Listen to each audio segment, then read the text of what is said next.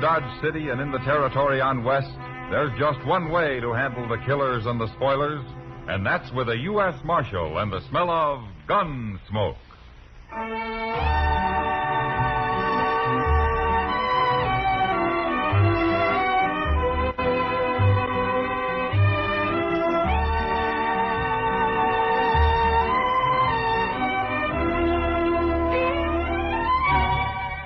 Gunsmoke, starring William Conrad. The story of the violence that moved west with young America. The story of a man who moved with it. Matt Dillon, United States Marshal.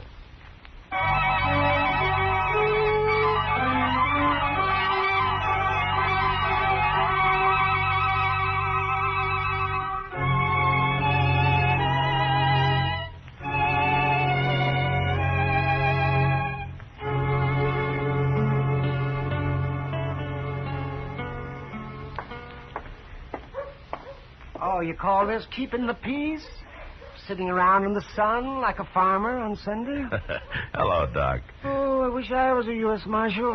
Get paid whether you're working or not. What's the matter, Doc? Lose a couple of patients last night? I'm thinking of moving to San Francisco, Matt. What for? You got a monopoly here in Dodge. San Francisco's full of doctors. Yes, and they're probably all rich, too. No, I'm serious, Matt. Oh, forget it, Doc. You're some 20 years too late for the gold rush. And anyway, we need you here. Dodge can find another doctor.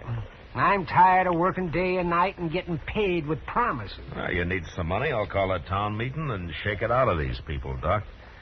But if you try to go to San Francisco, I'll throw you in jail and you can practice from there. Oh, well, good. Then you'll have to feed me, too. Gladly, Doc, gladly. If you can stand Chester's cooking. Oh, I take it all back, man. The last time I ate one for 3 days. Oh, Chester. Hello, Doc. Mr. Dillon. Doc wants to know where you learned to cook, Chester. Why, my Uncle Arthur taught me, Doc. I batched with him for a time when I was a boy. Poor old fella. He died soon after that. I bet he did. That stage is kind of late today, ain't it?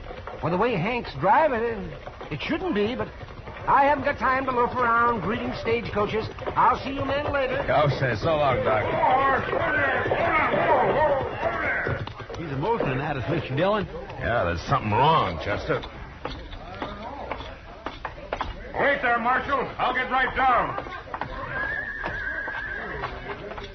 We run into a fight, Marshal. Anybody hurt, Hank? I killed a man ahead riding shotgun. Huh? He fell off, and I had to leave him there. Well, I'll send somebody out for him. Where'd it happen? Right where the trail crosses the South Fork of the Pawnee. There was 3 of them bandits, Marshal. But by heaven, we put slugs into 2 of them. You mean you killed 2 of them? No, they rode off, but I could see 2 of them was all hunkered up over their saddles like they was hurting pretty bad. Did you recognize any of them? Well, I'd hate to be wrong and get a man into trouble, Marshal, but I'd swear one of them was that young Howard Brandt. You know the fellow that moved out here with his wife a while back? Yeah, I met him. They got a place up near Turkey Creek, Mr. Dillon, but I ain't never seen it. Now, let's ride up and see how they're making out, Chester. All right, sir. I'll go get our horses.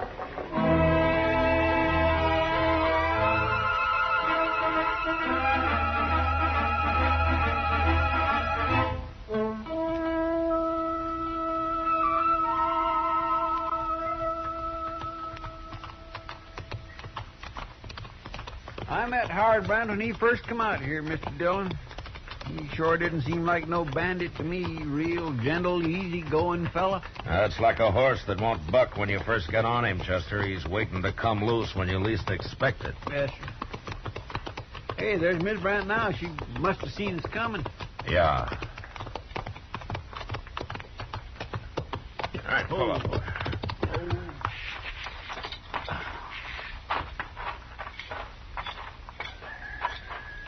Hello, Miss Brandt. Howard ain't here. It's important, ma'am.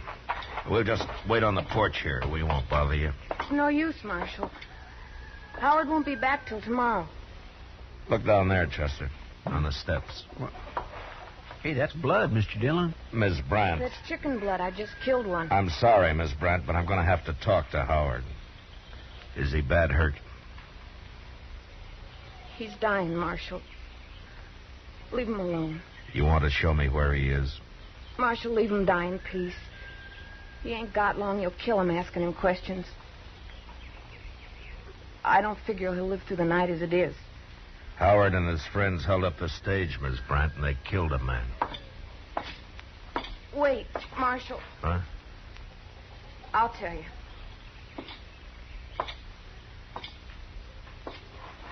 All right. Jed Butler planned it all. I never heard of no Jed Butler, Mr. Dillon. Does this Butler live around here, Miss Brandt? Howard knew him in Oklahoma Territory, Marshal. He and a man named Blake come by here one night a few weeks back. They didn't come into the house, so I can't tell you what they look like. But they talked Howard into holding up the stage. Is that it? I didn't know nothing about it, Marshal, till today. I was inside redding up the house, and I heard a shout. And I come out, and I found Howard laying in the dirt. He just dumped him there and rode off. You think they forced Howard to go along? No. He probably wanted to go. He disappointed me, Marshal. I thought Howard was an honest man. Maybe it's as well he's dying. I'm going into him now, Marshal. You, want me to send Doc out? No. It wouldn't do no good. Well, if there's anything I can do for you, Miss Brandt, you let me know. Thanks, Marshal. But I reckon it's too late now.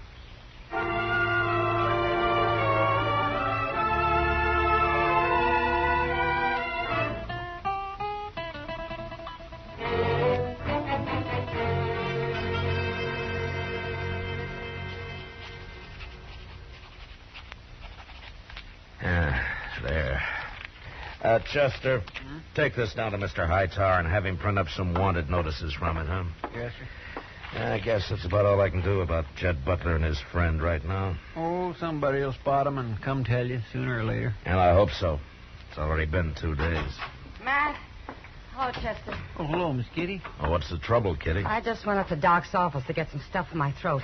He isn't there. Well, should he be? Was he expecting you? He wasn't there this morning either. When did you see him last, Matt? Why, come to think of it, not since the day of the stage holdup. Why? I was with him that night, Matt. He came into the Texas Trail real late. Yeah? We were sitting there talking, and some kid brought him a message. Doc didn't say it was from, but he left. And as far as I can find out, nobody's seen him since. Hey, by golly, Mr. Dillon, she's right. I ain't seen Doc neither. That was 2 days ago, Matt. Well, sometimes Doc's out on a call longer than that. You're trying to fool yourself, Matt. Yeah, I guess I am. I heard about 2 of those bandits being shot. Well, it sure couldn't have been Miss Brandt who come for Doc. No. You mean one of those men was Howard Brandt? Well, they left him at his house, Kitty. I didn't see him, but I believe Miss Brandt. And he probably died last night. I feel sorrier for her than him. I guess I do, too, Kitty. But what about Doc, Matt? What are you going to do? Well, Kitty, if I knew where those men are, I'd have gone after him before now. They're holding him. They might even kill him. Look, Kitty, I can't go out and ride around on the prairie hoping to bump into him somewhere. If anything happens to Doc, I'll go after those men myself, Matt. Well, maybe they'll just turn him loose when he's through doctoring the men. I wish I could believe that. Yeah. Yeah, so do I.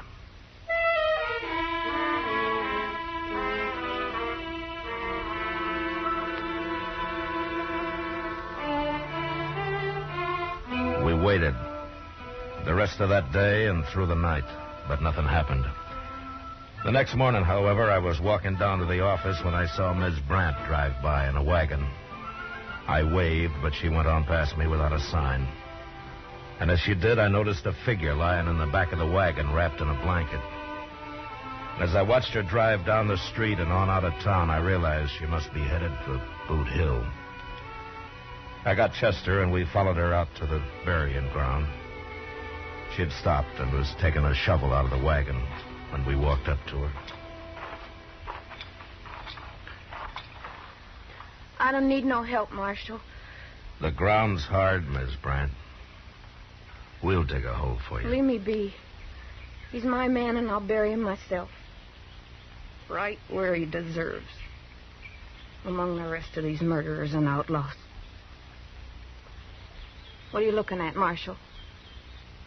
Your face? What happened to you? Shows, does it? Yeah. Jed Butler did that, Marshal. He came by yesterday. Knocked me around some. He did? What for? Where is he? I was going to come tell you. Once I got Howard buried. Well, tell me now. He's got Doc with him. At least I think he has. Doc was there all tied up sitting on a horse. He didn't say nothing. Butler said he'd shoot him if he did. Why'd he beat you? What'd he want? He wanted to know if you'd been around. And if we'd told you anything. Howard was still alive, Marshal. I don't know how he lived so long. But he died after Butler got to shaking him and slapping him. What did you tell him? Nothing. That's why he beat me. Well, at least we know for sure he's got Doc with him, Mr. Dillon. Yeah, but we're no closer to finding him. You sure you won't let us help bury Howard, ma'am? I kind of wish you would now, Marshal. I'm just about wore out.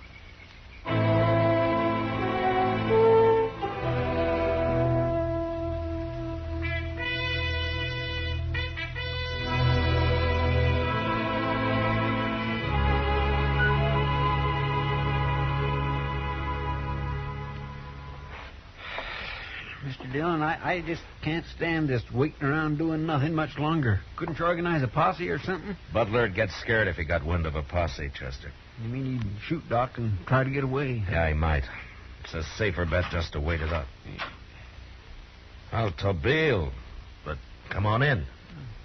How are you, Tobile? Tobile always good, Chester. Where you been the last month, anyway? Out scalping white men? Tobile no scalp white man long time. Maybe too long. Oh, for a tame Indian, you sure got a wild look in your eye. What you doing here? Tobile hunt antelope on prairie. Huh? Way off, see, two white men. One ride very funny. Tobile go very close. They no see, but Tobile see. What did you see, Tobile? White medicine man. Doc? Good man. Take bullet out of Tobile long time ago. No like him all tied in rope. Come quick, tell Marshal. Do you know where they are? Can you track them? White man easy to track, like buffalo herd. Always big fool. When was this, Tobile? Yesterday. Long ride from here. All right. Chester, go get our horses and find a fresh one for Tobile. Maybe we won't be too late.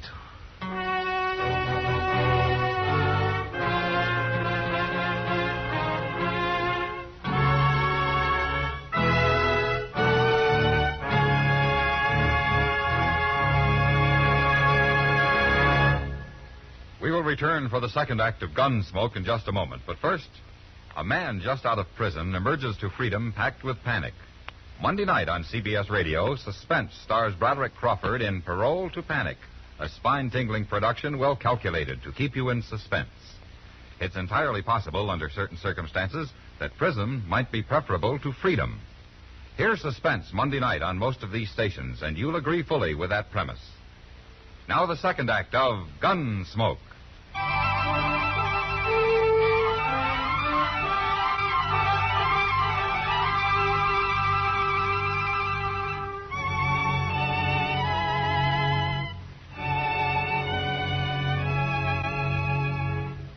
It was 60 miles to where Tobile had seen Doc and Jed Butler, but we rode hard and covered it in a very few hours. From there on, however, with Tobile tracking, we had to slow down. But it was growing dusk when the trail finally led to the edge of a small bluff, and then turned and dropped down around the side of it. We dismounted and followed it the rest of the way on foot to where we could see a small cabin hidden in a clump of box elder at the base of the cliff. And there we waited for the dark. When it came, we sneaked up to the cabin and stood close to the wall, listening. How's he now, Doc? I've told you before, Butler, the man's dying. Listen, you, he's the only man I ever called friend. He'd better not die. I'm a doctor, Butler. I'd do anything in my power to save a life, even that of a murderer. You go on talking like that, I'll blow you open with this shotgun, Doc. Shotgun. Why don't you carry a pistol, like ordinary men? Or are you too much of a coward? Doc, you're either a fool or you're plumb crazy. Oh, why? Because I'm not afraid to die? Well, you're going to die, just as soon as he does. I ain't gonna leave you around to spread no tales. I'm gonna kill you and get out of here. And it won't be very long, Butler. Blake will go most any minute.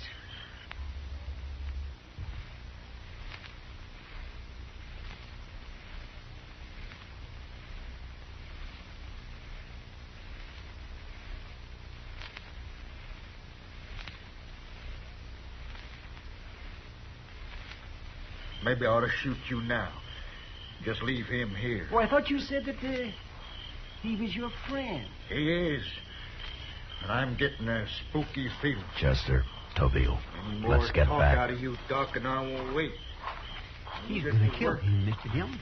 Do something. We better bust in there before it's too late. No. He killed Doc. Sure we do that. Yeah, Tobeel's right, Chester. Well, we got to do something. Doc said himself that wounded man's going to die any minute. Hell, I'm thinking, Chester. If plenty time, could wait and shoot when come out in morning. Yeah, but we got no time. There might be a chink somewhere in that cabin that I could poke a gun through. Man say him very spooky now. One little noise, shoot Doc fast. Yeah, I know. But I wouldn't dare take the chance. Tobeel know many trick, all kind. But here, nothing. If Butler used a pistol, Doc might have a bare chance, but that cussed shotgun... Wait a minute. What, Mr. Dillon? That shotgun. It's not a six-shooter, and it's not a repeating rifle. What do you mean? He can shoot it once, and then he's got to reload. Once is all it takes. To kill one man it is, Chester. What are you doing, Mr. Dillon? Here, take my gun belt, Chester. What? Here, take it. Yes, sir, but what for? I'm going in there. Unarmed. What? Now, when I get inside, you and Tobeel sneak up close. And you'll be ready to come through that door when you hear his shotgun go off. Mr. Dillon, you can't do that. Yes, I can. He'll kill you, sure. Maybe. But if you two don't get in there fast, if he does shoot, he'll club Doc to death. But, Mr. Dillon... All right, now quiet.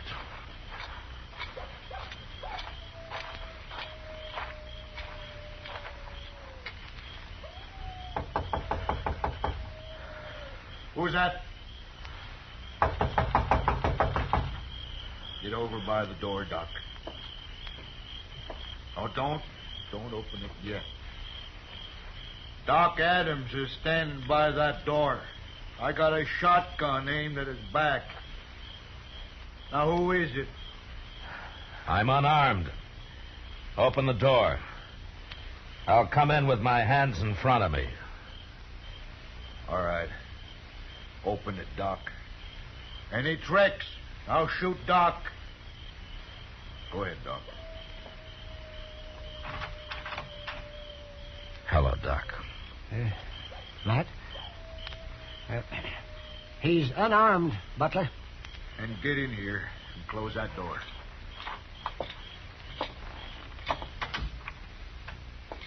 Who are you?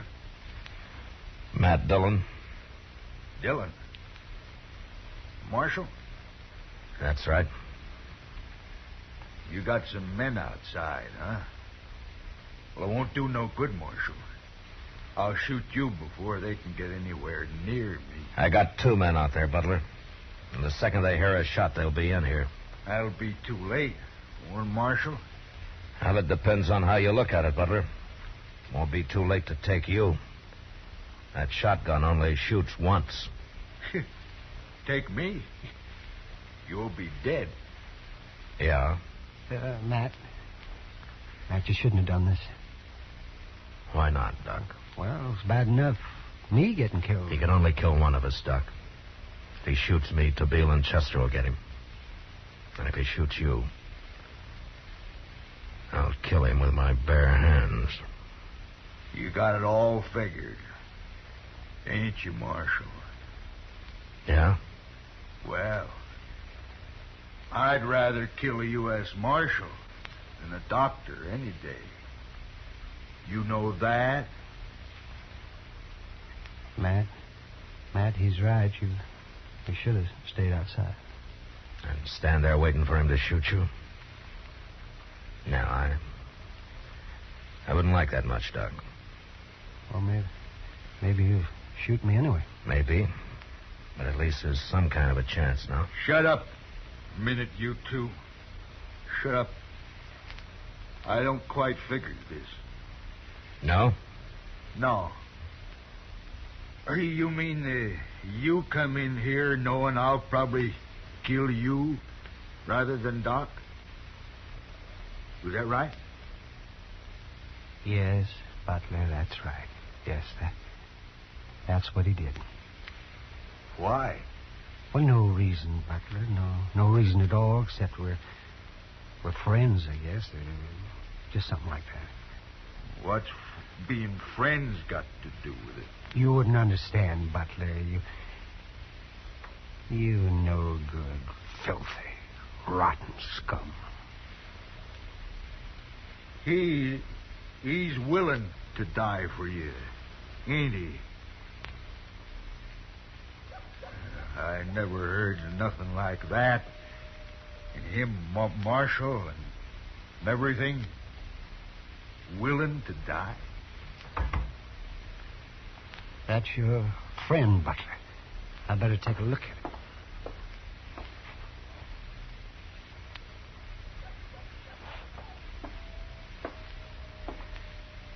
He's dead now. Well, make up your mind, Butler. I just don't understand a man like that. Greater love hath no man than this, that a man lay down his life for his friends. What's that? You ain't saying that. That come from something. Scripture, huh? Is that what it is? Blake's the only friend I ever had. Oh, and a while ago you were willing to leave him here to die. Alone. You don't know anything about friendship, Butler. No, I guess I don't. Anyways, if I was in a spot like you, there ain't nobody in the world would have walked in here to do for me what the marshal's willing to do for you. Oh, and I feel sorry for you, Butler. Real sorry. If it'll still give you pleasure to shoot, well, go ahead. No. I just get killed anyway.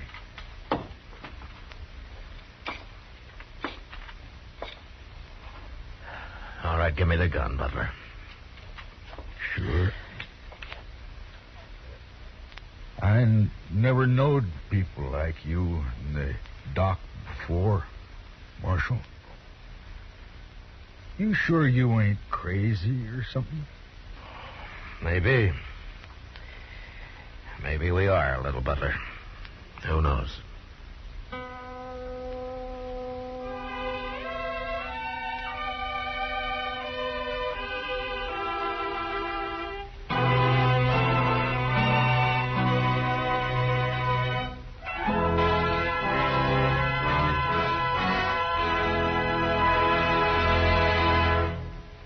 Gunsmoke, under the direction of Norman MacDonnell, stars William Conrad as Matt Dillon, U.S. Marshal.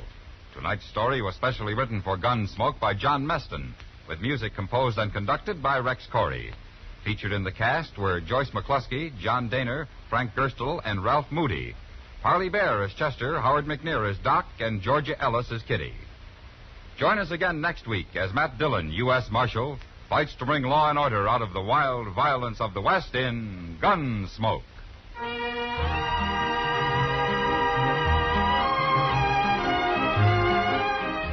Tomorrow afternoon, for its 11th feature report to America, the CBS Radio Department of Public Affairs tells the story of the wetbacks, the thousands of illegal immigrants who cross our southern border through America's big back door to look for work and wages. Hear Wetbacks, Sunday afternoon on most of these same stations. George Walsh speaking. John Lund, as yours truly, Johnny Dollar, brings you Colorful Mystery Tuesday nights on the CBS Radio Network.